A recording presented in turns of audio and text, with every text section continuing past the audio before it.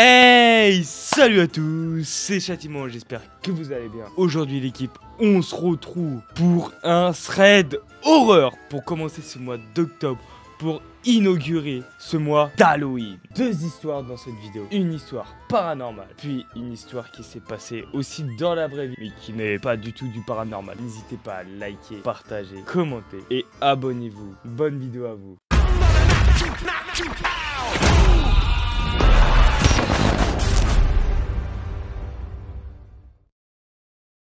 Du coup, on va parler de l'histoire paranormale de Sophie. Sophie, habitant à Paris depuis sa naissance, a été fascinée par les catacombes, ces grottes sinueuses, sombres et morbides. Mais malgré les avertissements de ses amis, elle n'en a pas prêté attention.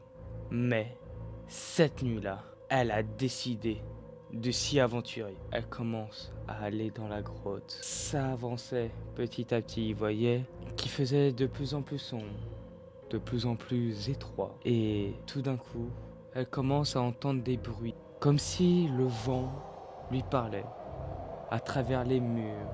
Elle sentait une présence autour d'elle qui lui oppressait petit à petit quand elle s'enfonçait dans les catacombes, dans les entrailles de Paris. Plus elle avançait, plus ces bruits étaient étranges et ressemblaient à des voix. Oui, des voix. Elle s'y aventurait petit à petit et tout d'un coup, elle voit des lumières au bout d'un couloir.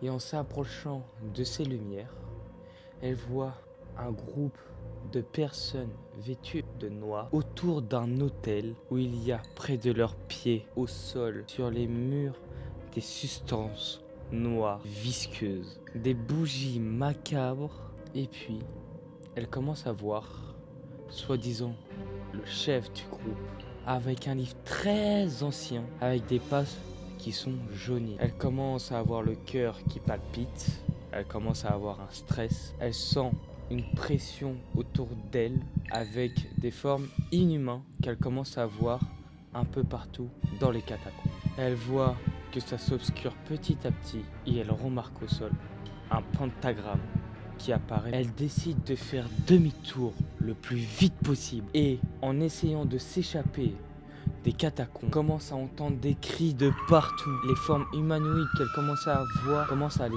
suivre. Elle tenait sa tête, ses oreilles tellement que ça lui perçait les tympans. Elle arrive à s'en échapper. Elle a vu ça, elle ne sait pas qu'est-ce que les gens faisaient, mais elle savait que c'était maléfique. Et depuis ce jour, elle déteste les catacombes. Place à la prochaine histoire.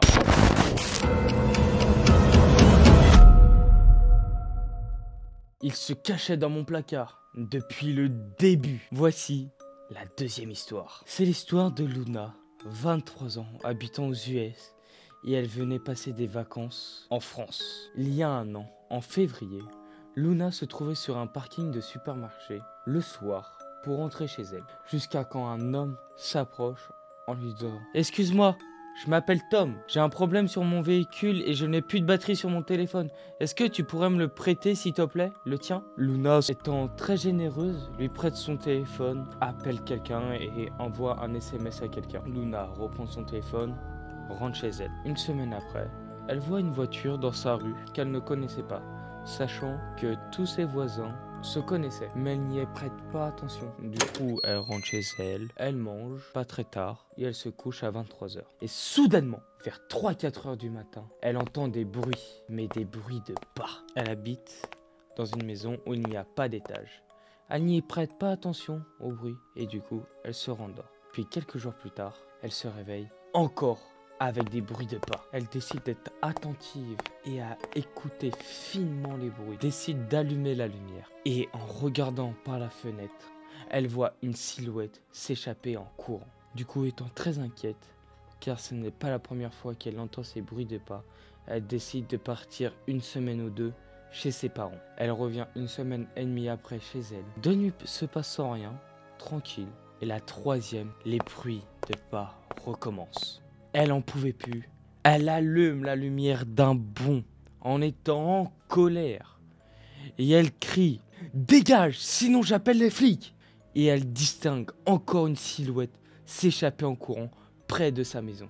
Mais elle a eu une sensation bizarre en voyant cette silhouette que cette personne l'avait déjà vue. Quelques mois se passent, précisément 2 mois, sans rien, et elle rencontre sa petite amie, une belle histoire d'amour, qui est encore avec elle aujourd'hui. On leur souhaite en commentaire que leur couple va durer une éternité. Et un soir, sa copine lui dit qu'elle a entendu des bruits de pas dans la maison. Luna, la personnage principale, lui dit « T'as dû halluciner, rendors-toi, t'inquiète pas ». Une semaine se passe, copine de Luna devait passer une soirée chez plusieurs de ses copines. Du coup, Luna étant seule chez soi, va se coucher un soir et vers 2 h du matin, elle entend des bruits dans son placard.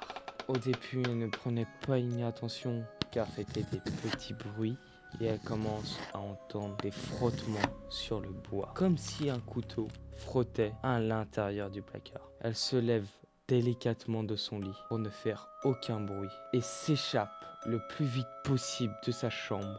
En prenant les clés de sa voiture, elle ouvre la voiture en galérant car elle avait fait tomber ses clés. Elle arrive à partir de sa maison en laissant la maison fermée à clé et décide de partir 3-4 rues plus loin. Tout de suite d'appeler la police et 2 heures après, la police lui dit qu'elle peut rentrer chez elle car ils l'ont interpellée dans la rue. On n'a jamais su pourquoi la personne avait fait ça et elle s'est rendue compte une semaine après l'interpellation en regardant ses messages supprimés et elle avait vu qu'il y avait son adresse. Depuis, elle vit très bien, elle a déménagé, elle a 2 chiens avec sa copine. J'espère que cette vidéo vous aura plu. Moi, en tout cas, ça m'a fait plaisir de vous raconter ces 2 histoires. Je vous avoue, ça a été compliqué pour vous les raconter. C'est la première fois que je fais ça. Soyez indulgents. Dites-moi en commentaire qu'est-ce qu'il faudrait que j'améliore dans ce type de contenu. Et puis, ciao.